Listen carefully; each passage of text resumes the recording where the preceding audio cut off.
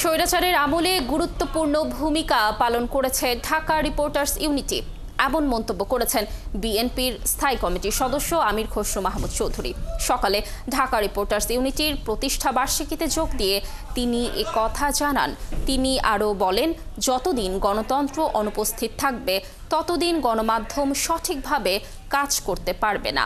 তাই গণতন্ত্রের প্রশ্নে দেশের সকল মানুষকে ঐক্যবদ্ধ থাকতে হবে।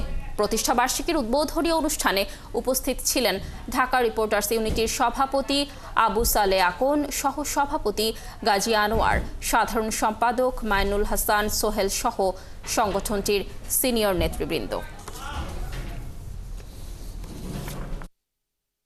বিগত দিনে আমরা যখন প্রবল একটি ফ্যাসিস্ট স্বৈরাচার সরকারের চাপের মুখে অনেক জায়গায় যেতে পারতাম না, অনেকে আমাদেরকে জায়গা দিত না, আমরা ঘুরে ফিরে এই ঢাকা রিপোর্টার্স ইউনিটিতে আসতাম। তখন এমনকি রিপোর্টার্স ইউনিটির প্রতিষ্ঠা বার্ষিকীতে তারা সাহস করে আমাকে প্রধান অতিথি করেছে, যেহেতু সরকারের কাজ করতে হবে, এটাকে দুই ভাগে করেছে।